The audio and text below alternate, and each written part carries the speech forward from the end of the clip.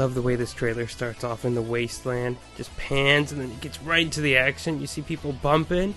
Who is it other than Goku and Vegeta in their Dragon Ball Super outfits? Sparking's latest entry. We got some Gallic gun action. It looks just like your Budokai Tenkaichi battle style. Transformations are there, the cool cut-ins. If you're used to Xenoverse, you're gonna think, well, isn't this just like Xenoverse? No, this is like Sparking to a T. We get Frieza right here, doing his death ball, huge one, blowing up planets as he does. And Frieza here versus Vegeta Blue. Broly fighting, so get some limit-breaking battles. Broly going Super Saiyan. And so here is a cool one. Okay, we gotta break this down. This is the trailer at the end. It just goes way too fast. Way too crazy. So hold on a second.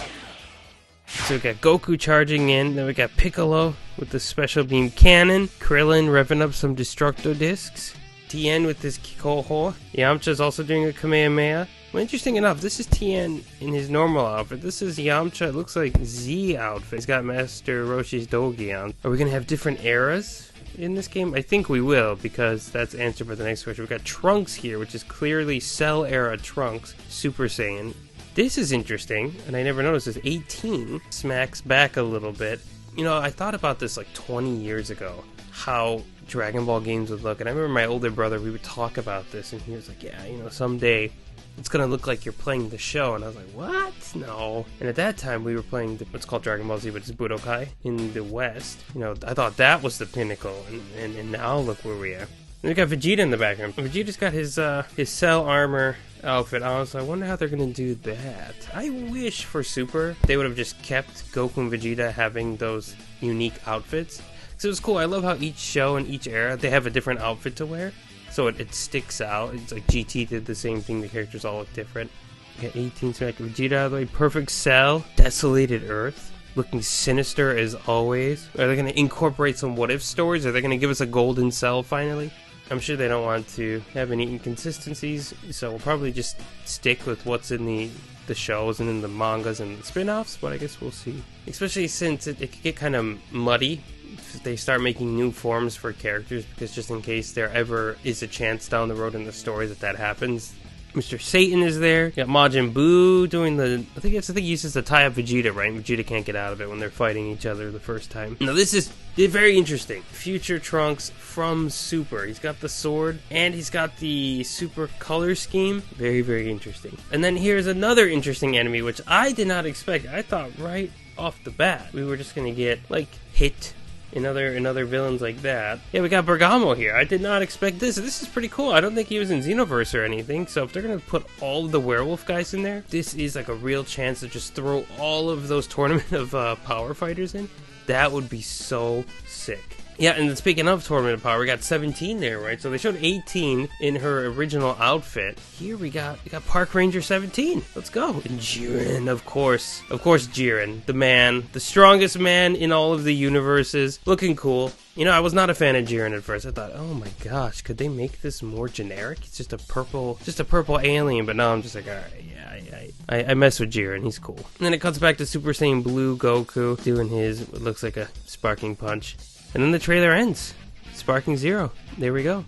Fantastic trailer. It's short. It's only a minute. Nothing crazy. Basically just a little teaser. It's crazy to me that a game like this would be announced at the Game Awards, but it goes to show how far we've come. Graphics look awesome. I mean, we went through the trailer so quickly, but I have to say, just the way the characters move, the movement of the hair, the way the aura effects, the Gallic gun looks beautiful, the Kamehameha, just the waves around it look phenomenal. They really got that feeling, that essence of the Super Saiyan Blue aura. I can't wait to see how Super Saiyans fully look in action. The way Vegeta charges up his final flash with that aura, it just looks so nice.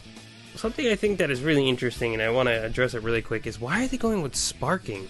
Because in the US, the games are known as Budokai Tenkaichi, so why not just go with another thing? Because I think they say in the English trailer, another Tenkaichi game. You can imagine that keeping things consistent, one, would just make it easier, and two, I'm going to be super annoying about this, but the name Tenkaichi doesn't even really make any sense. Tenkaichi means best in the world, and then Budokai It's just a fighting tournament. You had 1, 2, and 3 out, so they had to keep that branding alive. So instead of calling it sparking, people would have been like, what's this? They're like, well, let's keep the Budokai thing, add Tenkaichi. Because in the show, it's called the Tenkaichi Budokai. Whereas the game reverses it. So it's technically it doesn't make sense in Japanese, but it doesn't really matter, I guess. I figure they just thought, hey, going with this fresh start overseas, sticking with the name that everybody knows in Japan. People know sparking. It comes from Dragon Ball Z's first opening, Chala, Head Chala. So there's a lot of history with that word, and I think it's good that they're making that the standard, right? We got rid of Yakuza recently, right, in the West, and they're going with like a dragon, Ryugagotoku, as it's known in Japan. I think it's good. Having that bit of uniformity is nice.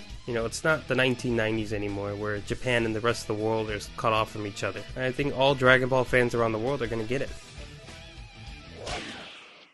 And then IGN did an interview afterwards with series producer Furutani Jun, and they chatted about the game's 5-year development process, which is insane. I cannot believe it was in development for that long. Furutani says that it was the perfect time for the series to return and deliver an evolved Dragon Ball Z gameplay experience on next-gen consoles, which makes sense.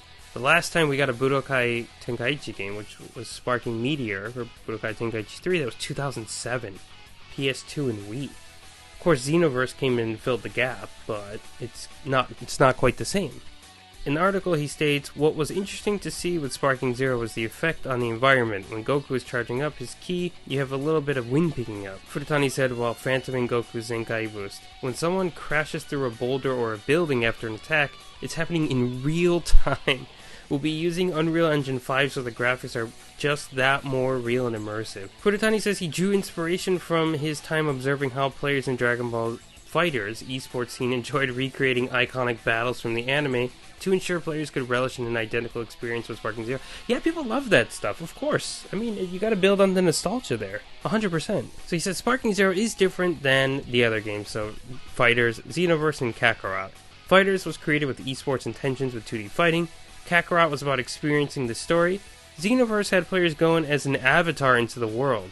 The focus here is to push the limits of how much a player can completely immerse themselves into the world and how intensely we can make that happen. And there we go.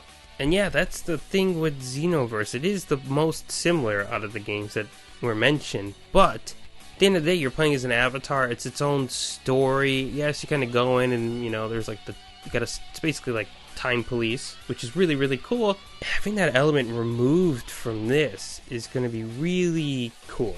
I'm very curious how they're going to approach it, the story mode and things. And then according to IGN, apparently Zero tends to indicate a game ostensibly serving as a prequel entry into the ongoing series. That isn't the case with Sparking Zero. Rather, the name is meant to embody the game being an accessible starting point for longtime fans and newcomers alike. And I am excited. This game looks phenomenal. Graphics look great. I just hope the gameplay is good. I hope the roster is massive. What do you all want to see from this game? You excited? Is it just more Dragon Ball? What are your thoughts? What are your feelings? Let us know in the comments below, and we'll catch you in the next video. Thanks again so much for watching. Take care.